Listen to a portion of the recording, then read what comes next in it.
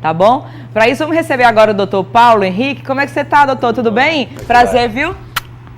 Recebê-lo mais uma vez, por favor, sente-se e fique à vontade.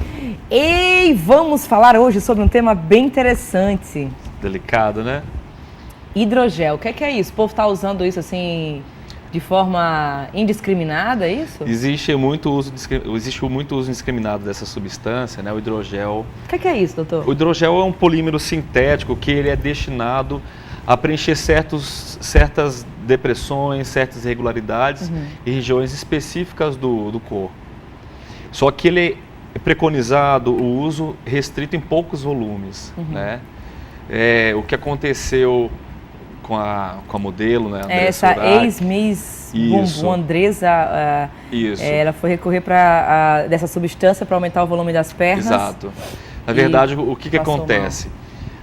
Falando rapidamente, nós temos 3 cenários que são muito delicados. Tá. Primeiro, nós temos um mercado que é o submundo do mercado da beleza. Nós temos o uso de produtos... A gente encontra o que nesse submundo? Principalmente nesse submundo o uso do próprio hidrogel, que é fabricado com um preço muito mais inferior do que elementos mais biocompatíveis como o ácido hialurônico, né? Ele é compatível com o ácido hialurônico? Não, o ácido hialurônico é muito mais biocompatível, né? Porque nós produzimos inclusive o ácido hialurônico.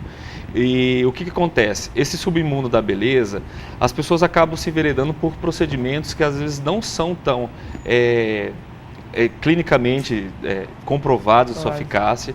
E assim, elas se arriscam a própria saúde, né? Então o que acontece? No caso da modelo, ela injetou uma concentração mais de 10 vezes maior do que a Anvisa determina. Ela injetou em cada coxa 400 ml do hidrogel.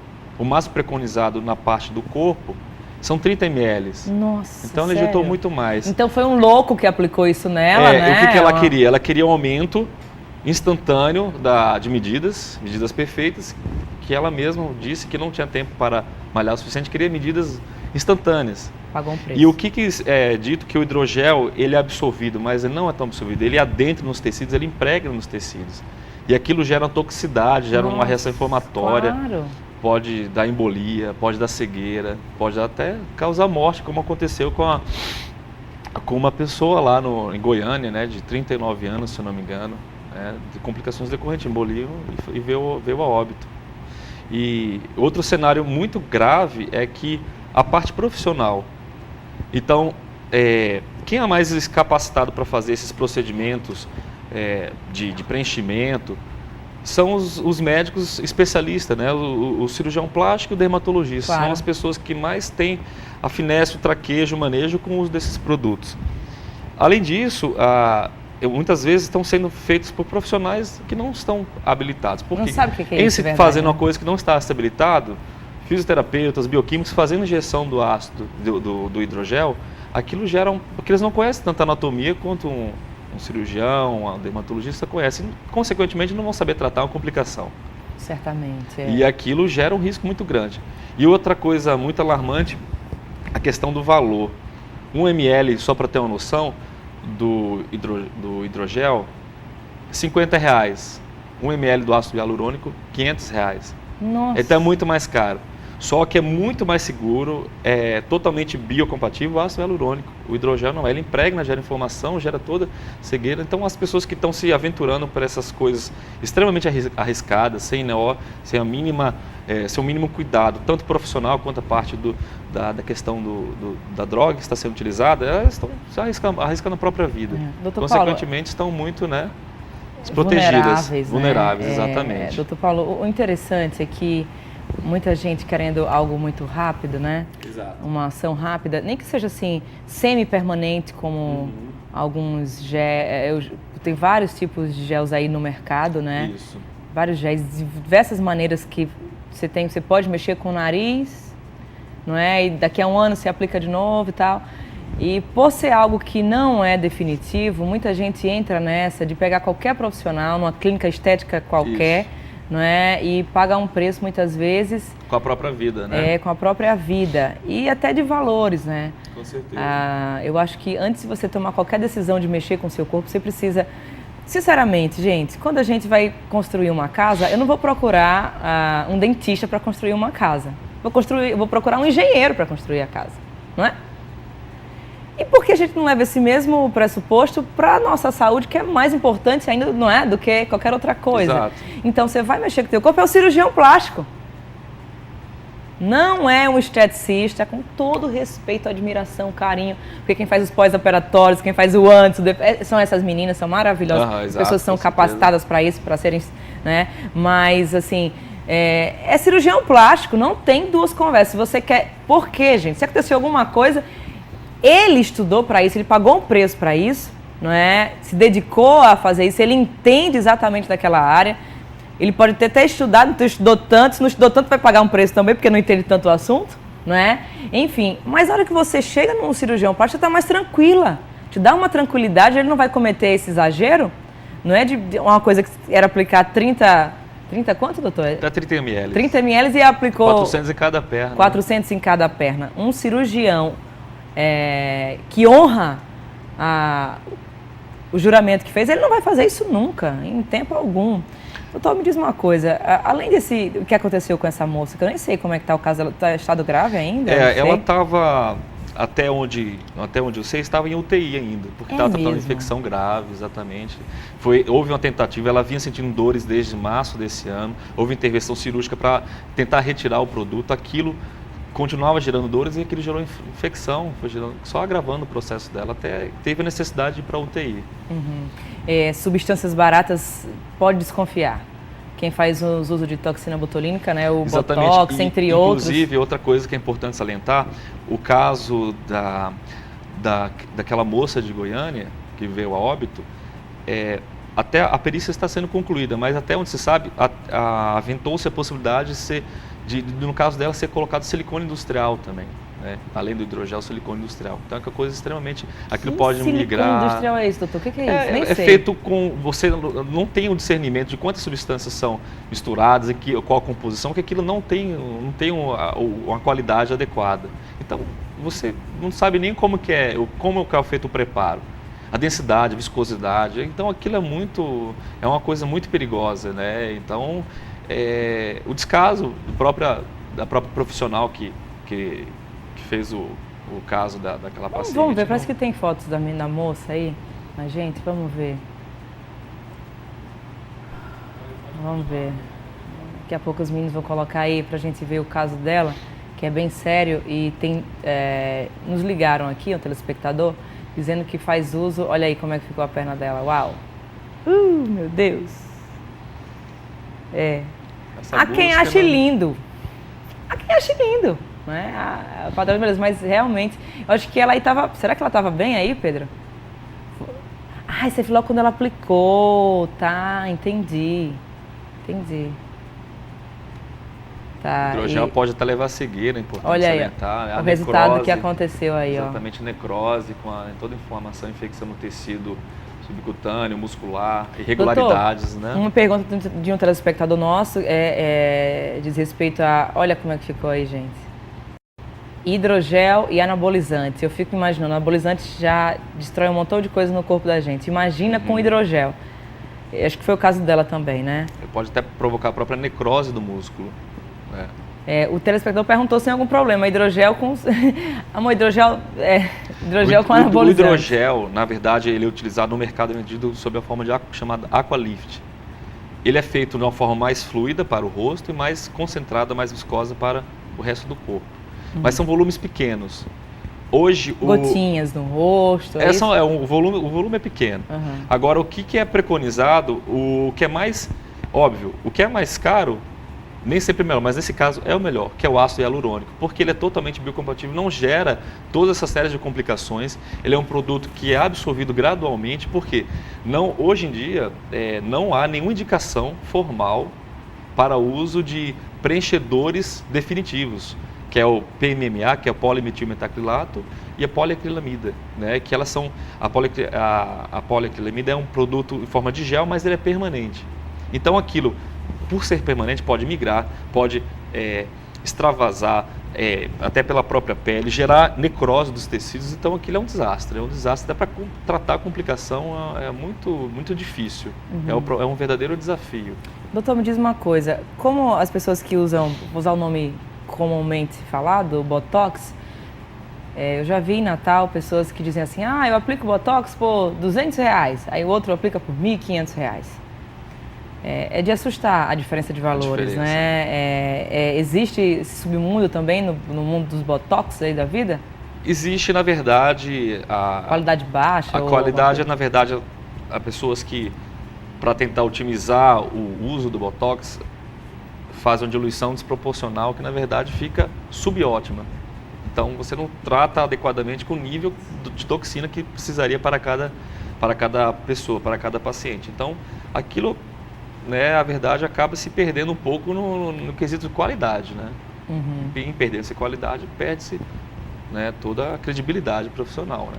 Muito bem, eu tenho uma pergunta aqui no @animajori10 no meu Instagram, da Luana. Ela diz que sonha em colocar prótese na mama, ela diz que tem muito medo e ela diz o que é que ela deve avaliar antes de colocar essa prótese. Ela diz que já teve um filho, ele tem 12 anos, e ela disse que tem medo de colocar e sofrer como a Andressa sofreu. Mas a Andressa aqui foi uma negligência, né? Que ela foi olhar para o caminho errado, né? Também, né, associado. O que acontece? O uso do implante de silicone, né, ele participa de um rol de procedimentos que avaliam a qualidade técnica de cada fornecedor, de cada empresa que fabrica o próprio silicone. Então, o que há de disponível no mercado são implantes de marcas boas, que submetidas a toda a teste de qualidade, e todas que estão disponíveis são boas no mercado. O Inmetro e o Viso estão fazendo a parte deles para poder corrigir esses erros que houveram um pouco no passado não tão distante. E o silicone de hoje do implante, ele é um gel extremamente coesivo, de quinta geração, de forma estável, e que ele não tem esse problema que gerou, né, a parte do preenchidor hidrogel. É outra coisa. O próprio implante, ele tem um revestimento, seja macro ou micro texturização, o formato adequado para cada paciente. Então, em relação ao medo do que ela pergunta, em relação ao implante, ela pode ficar tranquila, que o implante, estando bem indicado, vai ser indicado o melhor para o caso dela. Seja o formato da mama, seja o quanto que ela deseja, seja em relação à biometria, à largura do tórax, como que ela quer, como que ela se vê, né, com o implante, o que ela deseja. Mas o medo, ele é tirado numa consulta, fala sobre os riscos, fala sobre os limites, né? Então, perfeito. Acho que a consulta e a relação é o principal. É verdade, eu acho que esse medo ele desaparece para qualquer tipo de procedimento estético quando você encontra um profissional que te passa segurança.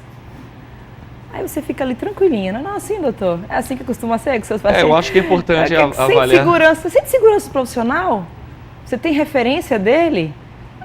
Se você tem certeza do que você quer, vai lá. O importante é saber, ter uma segurança de que o cirurgião plástico ele deve pertencer à Sociedade Brasileira de Cirurgia Plástica. Isso. Porque é a entidade que norteia, de uma forma totalmente transparente, limpa, a qualificação profissional.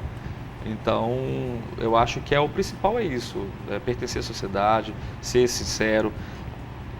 Não pode entrar nesse submundo do mercado, assim, de coisas que são para ontem, arriscadas, a preços muito baixos. Você tem que desconfiar. Beleza. Arrisca a própria vida, né? Muito bom. Doutor, tem mais uma pergunta aqui. A Ana Alcântara, ela disse que fez um procedimento, usou ácido hialurônico para a olheira. Ok. Ela disse que vê que o sorriso dela é como se tivesse ficado inchadinho, assim. Ela disse que já faz um ano.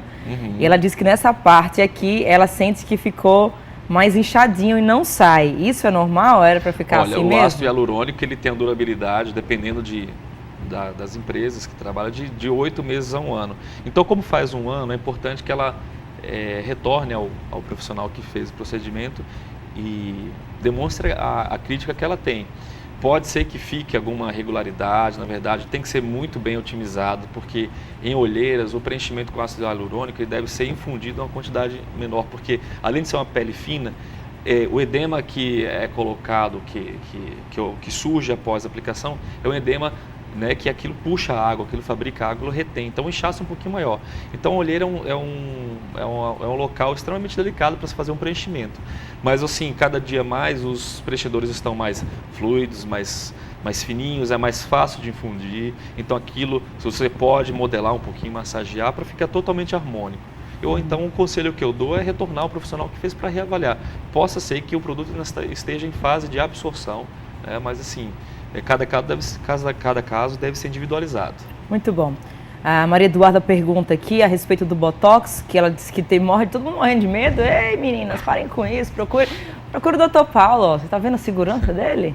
Olha só, ela diz aqui que sonha em aplicar Botox, algumas amigas já fizeram. Ela tem 23 anos, mas a herança genética dela diz que sempre já tem rugas bem fortes, não é? E ela disse que tem algum problema em fazer nessa idade, tem 23 anos.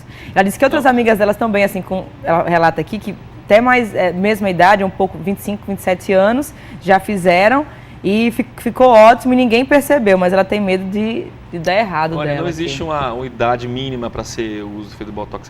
O ideal é que pelo menos a pessoa esteja em fase adulta e, na verdade, o medo do Botox. O medo do Botox consiste em talvez alguém ter visto algum Botox mal aplicado, né? Exagero, a artificialidade que se impõe em estigmas de um Botox realizado de forma exagerada. Na verdade, o segredo é você dosar, quantificar e deixar um aspecto natural. Aquelas ruguinhas finas que parece que em pessoas que têm a musculatura frontal mais forte, o músculo orbicular, que já no início da idade adulta já aparecem os pés de galinhas, não tem problema em ser feito, né?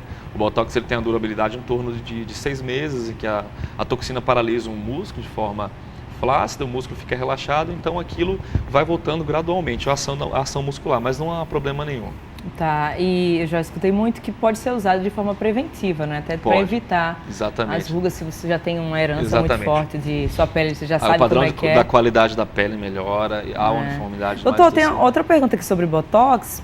A Ana, ela disse que ela foi para o oftalmologista e o médico falou que o Botox pode cegar. Na verdade ele pode cegar, mas isso são casos extremamente assim, mal aplicados? Mal aplicados. Na verdade, o Botox ele pode, pelo que eu entendi a pergunta dela, ele pode ser feito de forma incorreta, ele poderia cegar se ele fosse